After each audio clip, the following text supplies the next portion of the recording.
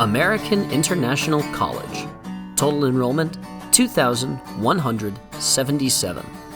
A small college in Springfield, Massachusetts. In fact, the smallest NCAA Division I hockey school. But heart goes a long way at this Hive, especially on the ice. You know, we just clinched our 4th straight regular season championship, which we're proud of. You get mentioned with some real blue bloods of the college hockey world. BU is the only other team to do it, Harvard and I think Minnesota State. So for little old AIC in Springfield, Mass to be mentioned with those guys is pretty significant for us. We've made a living on recruiting the B talent with the A mindset. And no player better represents that mindset than center Eric Otto.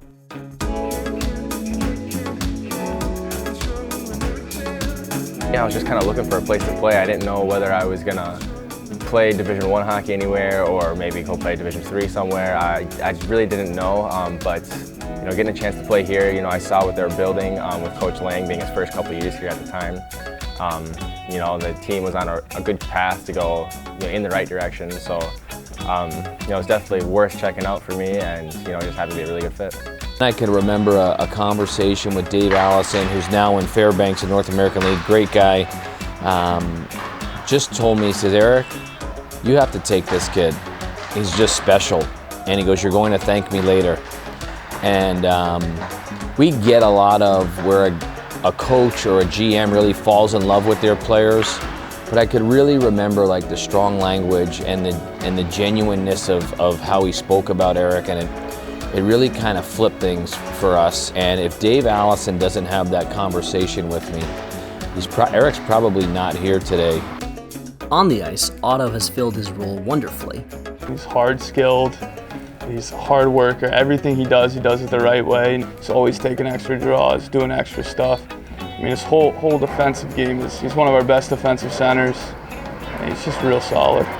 But Otto's collegiate career was nearly derailed before it ever got started in the summer and early fall of 2018. That summer, you know, it was a lot different. You know, it wasn't as demanding on my body or anything like that, so I just kind of let it go. And then by the time I got to school, started skating every day, working out every day, things just progressively got harder and harder. We had these skates.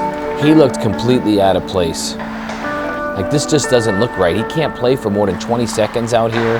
He looks like a guy that'll never play a minute for us. I remember bringing Eric in and having a hard conversation with him, and I said, Otts, I don't know what you did or didn't do over the summer, but something doesn't look right. And we went down every road of like, why is he, you know, could there be some substance abuse? Was he not just in shape? He was really pale and gray and really disconnected. You know, that's what ultimately led me to going in and just getting checked out. I started with an x-ray and, you know, I just went down that hole, you know. I was diagnosed September 11th, and yeah, I remember it pretty good actually.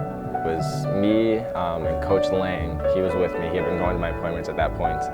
And then Dr. Mary Paquette, she was with Dexter Health Office with AIC. So I remember her kind of explaining what they're seeing and what it could mean, and she mixed in the word cancer very briefly, and that's kind of all I heard at that point. And I just kind of was trying to take in, like, did she just say cancer?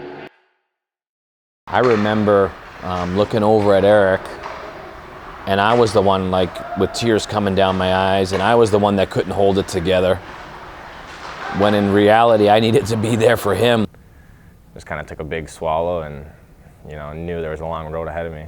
Right after I got the diagnosis, the doctor here told me that they're like 99.9% sure that it was Hodgkin's lymphoma,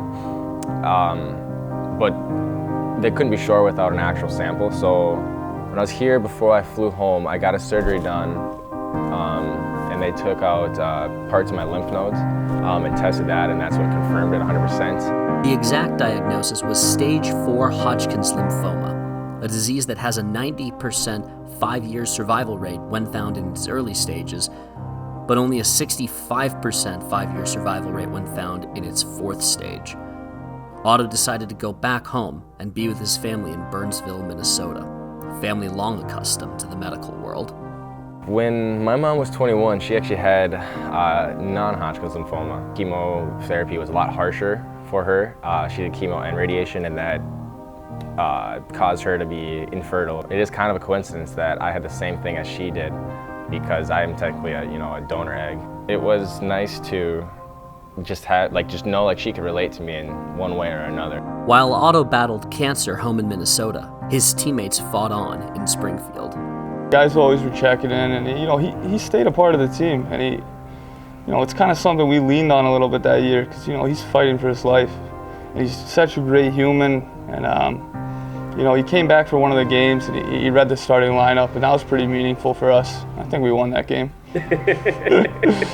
Their season ended in triumph. AIC beat St. Cloud State in the NCAA tournament for the biggest single-game upset in college hockey history. All the while, Otto found reason for gratitude. I got to meet some people who are going through this stuff at the same time I was, and for me it kind of made me realize like how lucky I actually am, being a hockey player and being a part of so many communities that I was growing up playing baseball, playing hockey.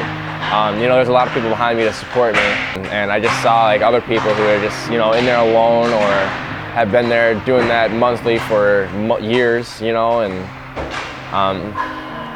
yeah, so I learned how lucky I actually was compared to some of these other patients, so I never took that for granted.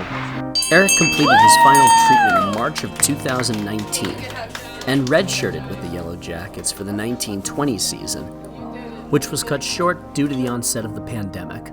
Eric and the Yellow Jackets assembled for the 2021 season, and on December 15th, 2020, Eric Otto finally played in a college hockey game and got a special word from Coach Lang before taking the ice against Army.